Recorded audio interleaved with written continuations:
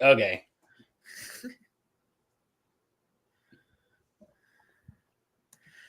Okay, there we go. Hi, everyone. I'm Erin Creighton. I'm the Adult Services Department Head and Assistant Branch Manager for the Fredericksburg Library of the Central Rappahannock Regional Libraries. I am so pleased today to be joined once again by Lamont Brown. Lamont is the owner and wealth manager for Alna Wealth Management, and he is here today to ask us if we are on track financially for the year. And I'm a little scared to find out that I'm not on track, but I'm ready. I'm ready, Lamont. Take it away. I'm ready to help you with this one, Erin. Thank you, thank you, thank you. Welcome, welcome, welcome, everyone. You are at the halfway point of the year. I know, I know. It's not really the halfway point. That's not until July 2nd, 2025. But we're going to be proactive. We're going to be a little bit ahead of the game because that's what today is all about, is taking those proactive steps to make sure that your December is as good as it can be. And when your April rolls around, you're ready for it. It's just like anything in sports, in life. You have to take a point and pause, look at where you are, look at the scoreboard, and figure out, is this working or do I need to make some changes? That's exactly what we're going to talk about today. Next slide, please. So for the next 30 minutes, and I'm going to leave some time open for Q&A, I'm going to talk about a framework on how you can go about looking at your situation and figuring out, is there anything I can do now? Because now is the best time to do it. You've got 6 to 7 months left in the year to fix anything, to make sure everything's on track, and to make sure your year ends as well as it's probably going right now. So we're going to talk about 4 high-level things. We're going to talk about your cash flow, your income, your taxes, risk, as well as all those other things that we often overlook, those ancillary things that people just forget to look at. We're going to talk about all of that today, and that's what we're going to be focused on. So next slide, please. So a couple years ago, I had a client come into my office. They thought they were doing well. Income was great. Kids were going off to college. Everything felt in place until we looked at something. We looked at their income, and they had an unexpected influx of cash that came into their account. They hadn't anticipated. It was money that they hadn't planned on, and that was at the point where we realized we need to make an adjustment. We caught it just in time, and we were able to make an adjustment that potentially saved them a lot in taxes and also help them to maintain their investment. So that's what we're going to be talking about today. What are you going to be looking at as you open up the books and look at your finances midway through the year? Are you going to be asking the right questions? And I'm going to give you the questions you need to be asking, the questions that I'm often asking clients every day. And I'm going to give it to you here today. So next slide, please.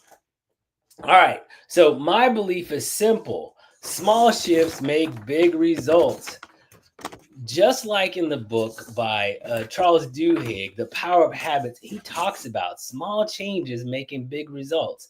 So that little domino that's being kicked down there in the lower part of the screen, that little domino is going to move big things. And this is a perfect time to take a look at those small things that you can do now so that later on you're not suffering like a lot of people who come around to April 15th and they're like, oh my gosh, I didn't know I could have ...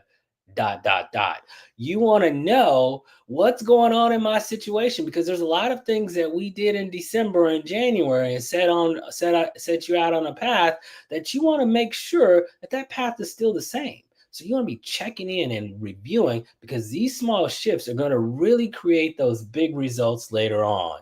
So now before we go on, I'm going to go to the next slide, please. Before we get into it, I just have to tell you, all throughout my life, I've had several chapters in my life, just like many of you, gone through different things. I was born in a small West Texas town that, unfortunately, I don't think really people should be living there. They don't even have their own water and there's no trees. But anyway, it's Midland, Texas. If you ever watched Landman, that's where I'm from. Well, better to be from, but I digress. So born in Midland, Texas, realized early on the impacts of financial decisions when my dad sat me down and talked about CDs and compounding and all that. And compounding is one of those small things. You know, you get 1% this year, you get 1% on that 1%, and slowly but surely it adds up. Joined the Marine Corps, got out of the Marine Corps, went right into system engineering. And once again, there it is, how small things can make big changes. Got my certified financial planning designation, MBA, but all along I was focused on figuring out what it was that I wanted to end up doing. All along, there was this theme pulling me forward. All of those chapters, all connected to create who I am today, but it also helped to focus me on being there to help others. I've always been focused on helping others. I didn't know how I was going to do it. So, just like many of you, all these chapters are going to line up for you, and that's what we're going to be talking about today. How to make every step you make line up to create those big changes you need later on. Next slide, please. All right, back almost 40 years ago, it'll be 40 years this April, the world was rocked with this major nuclear disaster, Chernobyl, right? We've seen the movie, you've heard of it, but I lived it. I wasn't there, but I actually remember seeing it on the news, right? I remember, hearing about the people that perished at Chernobyl. But the interesting thing about Chernobyl and where this comes up is, as a system engineer, we studied Chernobyl as a case study. Why? Because Chernobyl wasn't a breakdown of the nuclear reactor in the sense that it just didn't break and everything went sideways. No, it was a breakdown of the system, the people and the processes. Early on in the day, they saw a little bit of discrepancy, but they didn't do anything to adjust it. Later on, that discrepancy got a little bit wider and they still didn't do anything. And later on, the discrepancy was so wide that they couldn't stop the nuclear reactor from breaking. So that's what we're going to talk about. On track doesn't always mean on purpose. So yeah, they were on track. They were within standards, but a little on track, a little off track, a little off track eventually adds up. And so that's where this mid-year check-in comes in. It's there to help you see, am I a little bit off? Am I a little high, a little bit low? What's going to happen? Is this going to work out for me? This is the perfect time to take 30 minutes, 40 minutes, an hour, whatever it takes to just tweak things. And it's the perfect time. It's a lull in the action. You got some extra time at the beach. This is the thing you need to be doing. So don't be like Chernobyl. Make sure you're making those adjustments early and often so that when the end of the year comes around, you things have happened as you wanted them to. So now that we've talked about this and kind of laid the groundwork for this, now let's talk about the things that you should be doing. And we're going to start with the most important one. I call this the canary in the coal mine. And I tell you why. Every time I sit down with a client, the first thing I did is, how's your cash right now? Is your savings the same as it was last time we talked? Are you still saving money? Where is your money right now? This is the first sign that things may not be going well. And if it's tight, it's telling you something. So if you started out the year with a balance in your checking account or your savings account, and now you take a glance at your checking and savings account and you see that balance is gone or it's negative, then that's something that you need to be looking into and addressing. This is a quick and easy way. If at the end of each month your cash is roughly around X dollars, say 10,000 or 5,000 or 2,000, whatever it is, and if that number all of a sudden dips down to half, then that's something that you need to be looking into to figure out what's going on.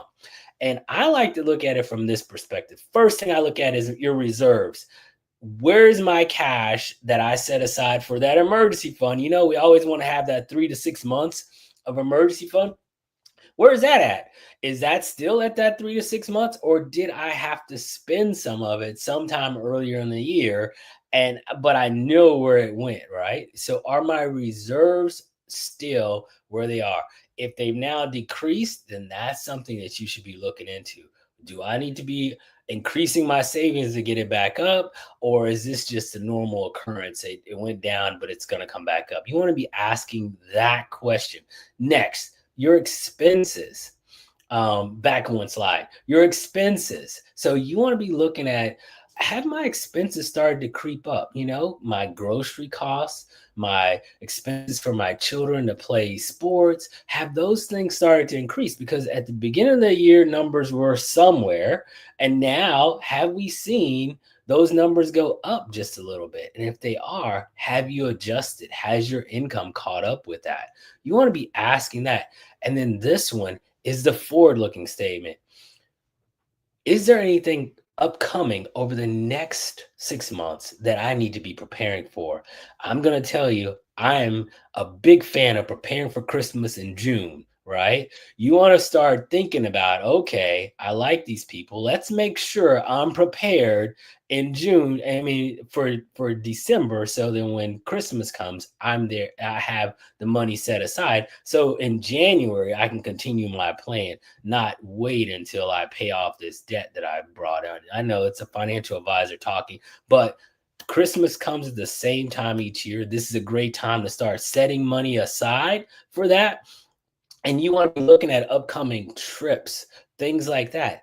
Okay, I know in a couple months I'm going to be traveling to Hawaii, so I need to be setting money aside for that trip. You want to start to look for opportunities to be forward thinking, because anything that you see in your cash flow is going to reflect later at some point. So if your expenses are eating through your money right now, and it's starting to get close and it's getting closer, eventually that's going to become an issue for you. So you want to know that, and you want to know it now. Next slide.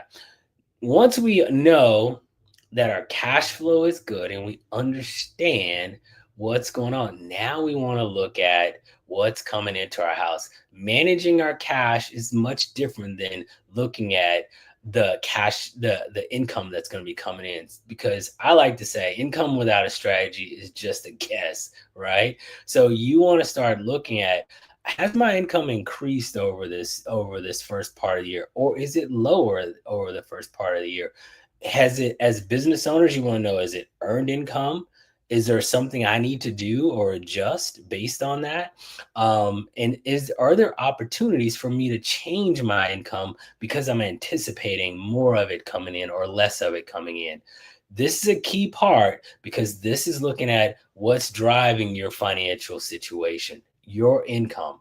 And so you want to know, is it coming from sources where I'm going to be paying more taxes? That's earned income. Is it going to come from a source, or am I anticipated to receive dividends? That's another type of income. It's going to be treated differently depending on how it's brought into you. Or have you seen gains in your investments that is going to create income for you? You want to know your complete picture. Why? Because this part of the year is a great time to consider things like, do I want to plan for a Roth conversion because I anticipate my income staying pretty stable over the next year? Do I want to make decisions like charitable, or do I want to do other things? This is a great time. So we looked at our cash. We're also looking at our income. And that brings us to the third point, the next one, which is taxes. Now, everything I've talked about so far comes with a tax at some point. And you want to know, are you prepared for December?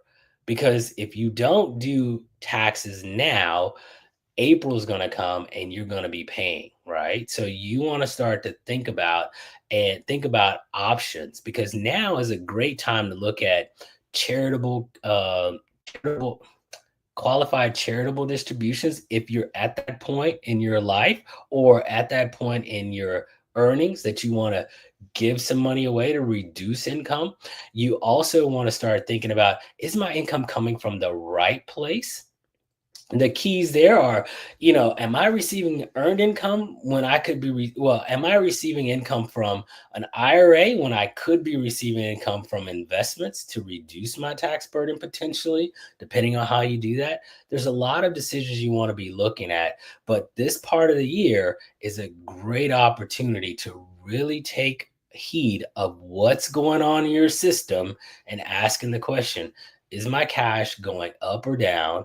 Is my income what I had anticipated it to be? Is it coming from the right sources? And is there anything I can do to reduce my taxes now?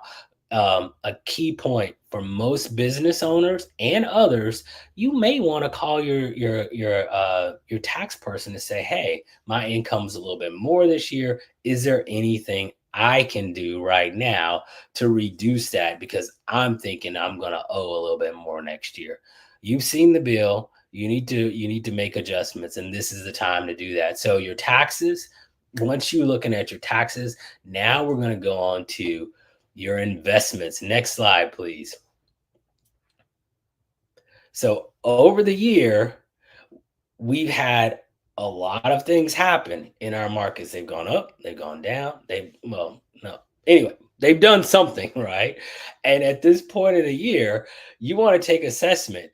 And it's not to make changes, it's really to assess and see how are you tracking with what's going on in the market. So if you zigged and the market zagged, then that's probably an indication that something needs to be addressed, right? That's not, you need to go wholesale, reduce your portfolio and do all these things, but you need to be looking at your investments at a high level. So start at the highest level. Look at how much did my portfolio go up, down over this last period? What did the market do over the same period, and compare? You're going to be looking at it to see, is it within range? 1 to 2%, 3 to 4%? Is it in range? And then you want to go down to the level of the individual investments. You want to look, so if you have something that's focused on large companies in the United States, you want to compare that to what large companies in the United States. This is a great opportunity for you to take time and really look at, am I on track? Because a little bit of drift goes a long way. An inch now is going to be a long way off target as you look 500, 600, 800 miles down the road, right? So you want to really know what's going on in your portfolio. You don't want to wait until December when you get that last statement to say, "Oh, I shoulda, coulda, woulda," because don't let drift define your outcome. Don't let the things you didn't look at today become the problem that you have tomorrow. So we've looked at 4 things up to this point. Now we're going to go into the final one, which is pieces don't make a plan. This is, I know I said cash was the most important, but I'm going to tell you the secret. This one is very, very, very important. And I don't know how to rank them, but this one's up there. This one is most important because this is how you pull everything together. This is where you're going to be looking at your whole situation. Perfect opportunity to take a look at your beneficiaries and really review everything that's happened, because things have happened over the last 6 months or since the last time we reviewed it. Now with the lull in the action and the time at the beach, great opportunity to take a look and say, "Oh, is this happening?" The other parts of this is all of your team should be on the same sheet of music. So calling up your CPA, your investment advisor, or whoever, and asking them, are there things I should be doing right now that could really make sure that I'm on track at the end of the year? Key considerations are, at this point, if your income has changed, maybe coordinating with your CPA to do another analysis to say this is what your withholding should be. I've already done it for this year. I know my CPA is probably tired of me calling him, but I did already do that. Hey, income's changed. Let's do this. And he told me what I needed to do. This is a perfect opportunity to do that because it's a great lull in the action for them and a great opportunity for you to be aware of what's going on in your situation. But the key here is, if you don't know where you stand, you wouldn't know what questions to ask. So you want to know what's going on in your whole overall situation. So next, please. We want to make the second half of your year just as good as the first. Next, and this is the action plan. It's going to break it down for you into the 6 steps that I recommend. First, you want to start with cash flow. Cash flow is a great indicator of where you stand right now, and you want to compare it to where you stood in December on December 31st. So if those two numbers are drastically off, you want to start asking tough questions. What happened? Where did it go? And why is it not going the other direction? I often look at cash flow on a monthly basis. Well, I look at it on a monthly basis, but the 6 month, if that's what you give yourself, then you're 6 months. But I'm looking to make sure every at the end of each month, my balance is roughly X. At the end of this month, it was X minus 500. I want to know why that 500 is that missing 500, where that missing $500 went. On a 6 month basis, you want to look at December 31st, and then you want to look at July 2nd when it gets to that point and say, why did this happen? What is going on that I need to be aware of? And you're looking at cash, you're looking at reserves, you're looking at income versus expenses, you're looking at all those things. You next want to look at realigning your income strategy. If you had set out to take distributions or take money out of specific accounts during the parts of the year, you want to start to adjust. Like the couple I talked about in the beginning, they received more money than they anticipated. So we had to adjust their distributions, because if they had continued on that route, they didn't need the money, first off. But if they continued on that route, they could have had much greater taxes because it had pushed them into a whole different tax bracket. So you want to be asking those questions. Do I need to adjust something? Do I need to change something? And then you want to check your tax position. The key with checking your tax position is to understand, are there opportunities for me to reduce my taxes over my lifetime, over this next year, or whatever? So when you have when your income is changed, maybe you want to take a consideration of making some extra distribution to make up that gap, or you want to consider other options that are out there.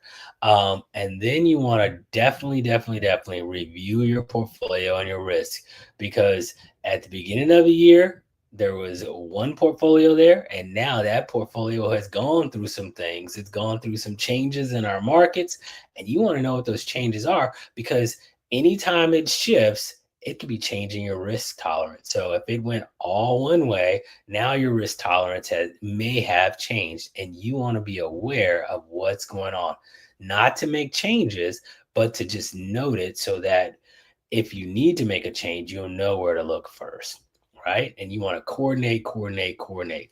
Schedule a strategic review as the final one. That's with your CPA and others.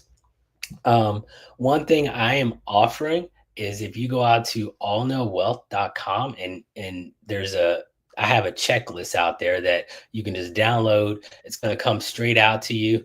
It's a quick checklist that goes through all of this stuff ad nauseum, so that you can review it and see what you're missing, or just to double check yourself.